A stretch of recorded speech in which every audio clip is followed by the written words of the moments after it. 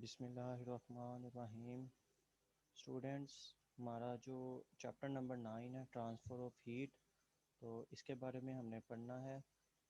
Heat जो होती है वो टॉपिक जो है, पहला टॉपिक भी ट्रांसफ़र ऑफ हीट ही है। हीट के तीन तरीके हैं ट्रांसफ़र होने के, एक जगह से दूसरी जगह यानी कि मूव करने के, जाने के, ट्रांसफ़र होने के। इसके तीन तरीके हैं। ये शॉर्ट क्वेश्चन में भी आ जाते हैं। कौन कौन से हैं? कंडक्शन है, कन्वेक्शन है और रेडिएशन है। तो ये हमने ये डिटेल से पढ़ना है इसको। कंडक्शन क्या होता है, कन्वेक्शन क्या होता है और जो रेडिएशन है वो क्या होता है। ठीक है, तो शॉर्ट क्वेश्चन भी बन जाता है, एमसीक्यूज भी बन जाता है। How many ways of transfer of heat? तो आपने कहना है 3 वेज हैं। कौन कौन से हैं? कंडक्शन, कन्वेक्शन और रेडिएशन। ठीक है, यहाँ पे भी है, यहाँ पे अंडरलाइन कर लें। There are 3 ways by which transfer of heat takes place. These are conduction, convection and radiation. उसके बाद पहले अब हमारा जो टॉपिक है वो कंडक्शन का है। तो ये ज़्यादातर शॉर्ट क्वेश्चन में आता है, तो इसको मैं एक्सप्लेन कर रहा था। ये सारा जो इन्होंने डिटेल में लिखा हुआ है ये क्या है। सबसे पहले हम इसकी डेफिनेशन देखते हैं। कंडक्शन की डेफिनेशन क्या होती है? तो कंडक्शन की डेफिनेशन होती है जी, the mode of transfer of heat by vibrating atoms. तो वाइब्रेटिंग एटम्स, यहाँ पे ये लफ्ज़ बहुत इंपॉर्टेंट है। Vibrating atoms and free electrons in solids from hot to cold parts of a body is called conduction of heat. तो conduction of heat में क्या होता है कि जो हीट होती है वो वाइब्रेटिंग एटम्स, जो कि अपनी फिक्स पोजीशन या मीन पोजीशन उसको कहते हैं, उसके गिर्द वाइब्रेट करते हैं खास पोजीशन पे। ठीक है, टू एंड फ्रो मोशन करते हैं एटम। और उसमें जो फ्री इलेक्ट्रॉन्स होते हैं, इनकी मोशन की वजह से जो हीट ट्रांसफ़र होती है उसको हम कहते हैं कंडक्शन ऑफ हीट।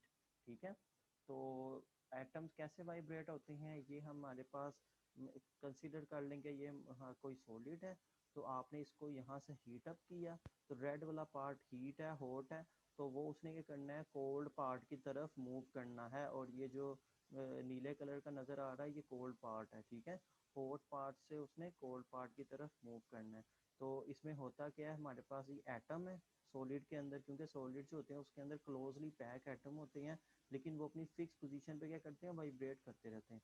अब जब हीट हमने एक पॉइंट पे उसको दी, तो उसकी वाइब्रेशन की वजह से अपने नेबर साथ वाले एटम्स को वो हीट ट्रांसफ़र करेगा, और वो इसी तरह ये चलते चलते अपने अगले एटम्स की तरफ हीट ट्रांसफ़र करते जाएंगे, और हीट जो होगी वो कोल्ड पार्ट की तरफ भी ट्रांसफ़र हो जाएगी। तो ये सारे पैराग्राफ में हमें यही बताया गया हुआ है। तो उसके बाद हमारे पास जो इम्पोर्टेंट है ये क्वेश्चन बनता है, how does the heat flow from hot to cold parts in metal so rapidly than non metals. तो कहता है कि हीट जो होती है वो मेटल्स में ज़्यादा क्यों होती है बानिस्बत के नॉन मेटल्स की। तो मेटल्स क्या होते हैं और नॉन मेटल्स क्या होते हैं? मेटल्स होती हैं जो कि हीट को क्या कर रहे हैं, कंडक्ट करें। ठीक है, जैसे मेटल्स में आ जाता है, लोहा होता है, ये भी मेटल्स होता है। ठीक है, तो ये जो धातें होती हैं, इसको उर्दू में मेटल्स को हम कहते हैं धातें। जो धातें होती हैं, लोहा वगैरह हो गया, तो ये जो चीज़ें होती हैं ये गुड कंडक्टर ऑफ हीट है। ठीक है, और जो नॉन मेटल्स हैं ये मतलब कि इसको, इसका दूसरा नाम इंसुलेटर भी होता है। जैसे कि प्लास्टिक हो गया, लकड़ी हो गई, तो इनमें से हीट ट्रांसफ़र नहीं होती। लकड़ी को अगर आप हीट देंगे तो लकड़ी जल जाएगी, लेकिन अगर आप किसी लोहे, तांबे वगैरह को आपने किसी, इसको हीट ही यानी कि इसको आग के अंदर ही डालें या हीट अप करें, तो उसके अंदर ये जलेंगे नहीं, लेकिन हीट इसमें ट्रांसफ़र होगी।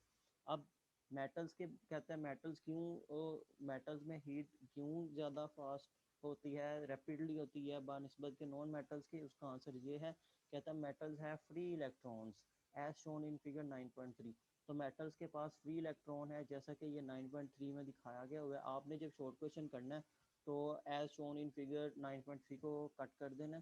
तो ये हमारे पास ना, ये फिगर देखें 9.3 ए है, तो ये हमारे पास जो एरो है ये इलेक्ट्रॉन को शो कर रहे हैं, और जो येलो वाले सर्कल सफ़ियर है ये शो कर रहा है एटम्स को। ठीक है, जब इन्होंने हीट किया, ये हॉट है, ठीक है, हॉट का मतलब है इसको हीट अप किया, तो ये वाइब्रेशन ज़्यादा हो गई है, एटम्स भी वाइब्रेट करने लग गए हैं और इलेक्ट्रॉन्स भी वाइब्रेट करने लग गए हैं। अच्छा, कहता है these free electrons move with very high velocities within the metal objects। तो जो फ्री इलेक्ट्रॉन्स होते हैं ये मेटल ऑब्जेक्ट्स में बड़ी तेज़ी से मूव करते हैं। एक और बात, मेटल्स वो होती हैं जिनके पास फ्री इलेक्ट्रॉन हो, ठीक है, उनके जो वैलेंस शेल होता है ना उसमें एक इलेक्ट्रॉन हो, यानी कि मेटल्स वो फ्री इलेक्ट्रॉन्स होते हैं। तो इनके ऊपर कोई बॉन्ड वगैरह नहीं होता, ये प्रॉपर पूरे नहीं होते एटम्स, यानी कि पहले शेल में 2, 8, 18 होने चाहिए, लेकिन इनके जो शेल होता है, जो लास्ट शेल होता है वो इनकम्प्लीट होता है, उसमें एक इलेक्ट्रॉन होता है, उसको हम फ्री इलेक्ट्रॉन कहते हैं। तो फ्री इलेक्ट्रॉन की वजह से ये एटम्स बड़ी हाई वेलोसिटी से मूव करते हैं इलेक्ट्रॉन। तो कहता है they carry energy at a very fast rate from hot to cold parts of the object as they move. जब ये मूव करते हैं तो ये बड़ी जल्दी तेज़ी से अपनी हॉट से कोल्ड पार्ट की तरफ एनर्जी को ट्रांसफ़र करते हैं। दस heat reaches to the cold parts of the metal objects from its hot part much more quickly than non-metal। तो कहता है इसीलिए जो हॉट से कोल्ड पार्ट में जो हीट ट्रांसफ़र होती है नॉन मेटल्स की निस्बत मेटल्स में ज़्यादा तेज़ी से होती है, ठीक है।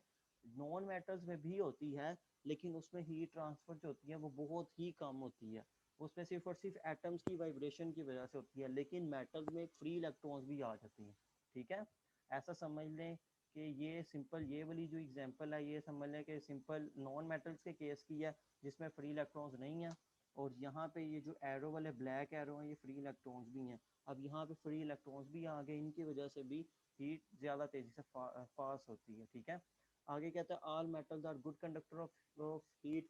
तो जो तमाम धातें हैं वो बड़ी अच्छी कंडक्टर है, मतलब है कंडक्टर का मतलब है इलेक्ट्रिसिटी कंडक्ट करना, उसमें से इलेक्ट्रिसिटी हो या हीट हो, सॉरी हीट हो, हीट जल्दी से पास आउट करे, ठीक है। All metals are good conductor of heat, heat के बड़े अच्छे कंडक्टर है, मतलब कि हीट जल्दी से पास आउट हो जाती है और इलेक्ट्रिसिटी भी उनमें से ही पास आउट है और जल्दी तेज़ी से हो जाती है मेटल्स में।